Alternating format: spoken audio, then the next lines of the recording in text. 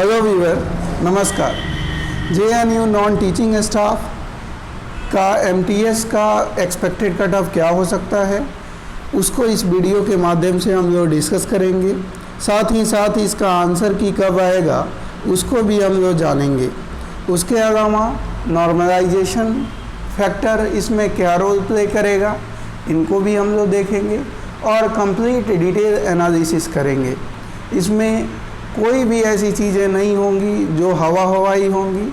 मैं आपके सामने प्रूफ रखने वाला हूं और आप ही को डिसाइड करना है कि कट ऑफ क्या जाएगी। तो चलिए स्टार्ट करते हैं। वीडियो शुरू करने से पहले आप सभी से एक रिक्वेस्ट, यदि आप इस चैनल पे नए हैं तो चैनल को सब्सक्राइब कर दीजिए और वीडियो अंत तक देखिए। पसंद आए तो इसे लाइक कीजिए और अपने दोस्तों में ज़रूर शेयर करें। तो चलिए हम लोग जानते हैं JNU की वाकई में एक्सपेक्टेड कट ऑफ क्या होने वाला है। तो सबसे पहले तो आप वैकेंसी जान लीजिए। इसकी वैकेंसी JNU में MTS की अभी ये वीडियो है, तो MTS की टोटल नंबर ऑफ जो वैकेंसी थी वो 79 थी। तो 79 वैकेंसी है। नंबर ऑफ एप्लीकेंट जो हैं वो बहुत ही ज़्यादा हैं।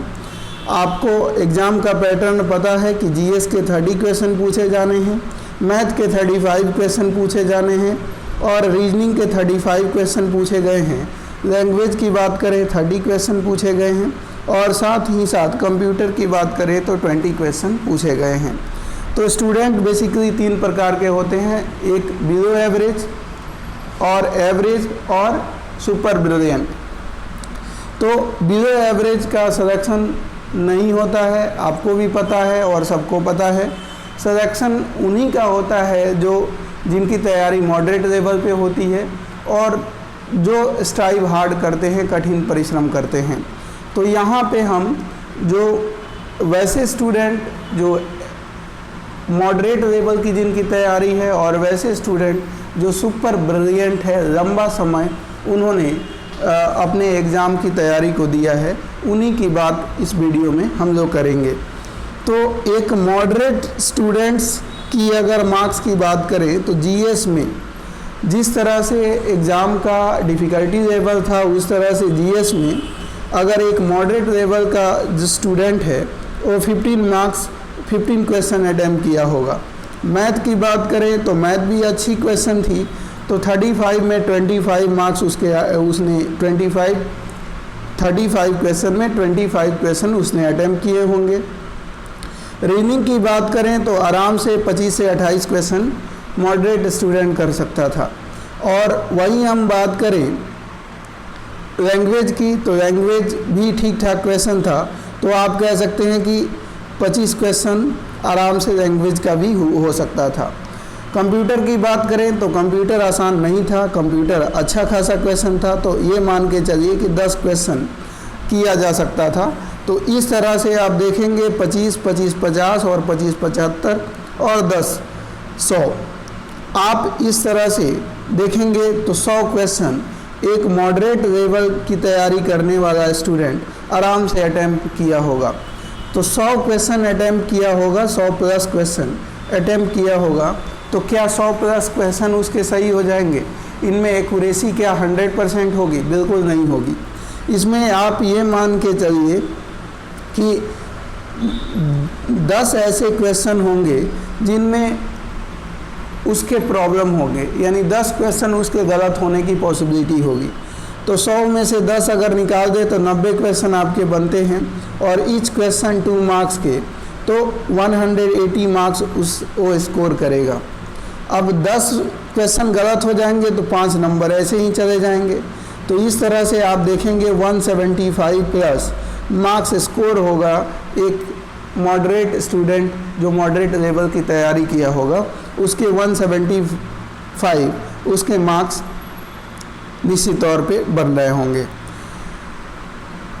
अब हम बात करें जो एक्सट्रीम लेवल पे जो बहुत बढ़िया तैयारी किए होंगे उनके हिसाब से अगर देखें तो GS में वो 20 क्वेश्चन अटैम्प्ट किए होंगे। मैथ की बात करें तो 25 क्वेश्चन से ज़्यादा ये भी अटैम्प्ट नहीं किए होंगे। रीजनिंग की बात करें तो इनका 25 से 28 हुआ होगा।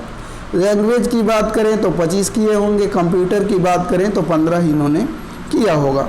तो इस हिसाब से देखेंगे आप 25, 25, 50, 25, 75 और 75 और 25, 100, 110, इनके द्वारा 110 क्वेश्चन अटैम्प्ट किए होंगे।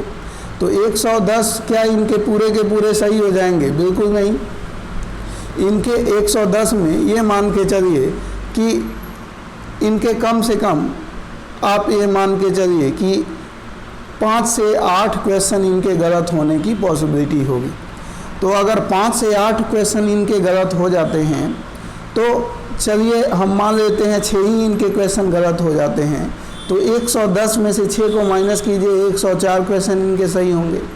तो 104 से अगर 2 को मल्टीप्लाई करेंगे तो 208 नंबर इनके बनने हैं। अब 208 नंबर अगर इनके बन रहे हैं तो ये 6 क्वेश्चन गलत भी हो रहा है तो 3 नंबर ऐसे चले जाएंगे, तो 205 नंबर इनके बन रहे हैं। तो अच्छे तैयारी करने वाले के 205 नंबर बन रहे हैं। और दूसरा आपने देखा कि जिनकी तैयारी आप कह सकते हैं कि मॉडरेट लेवल की थी, उन्होंने 90 क्वेश्चन अटेम्प्ट किया था, ईच क्वेश्चन 2 मार्क्स का 180 नंबर उन्होंने सिक्योर किया। और उसमें जो है 5 नंबर अगर जो है 100 क्वेश्चन अटेम्प्ट किया था, 180 बना, 5 नंबर 175। तो आप कह सकते हैं कि 205 और 175 के बीच का एवरेज अगर आप देखें तो 205 और प्लस 175 को जोड़ेंगे तो 5 5 10, 7 1 8 और 2 1 3।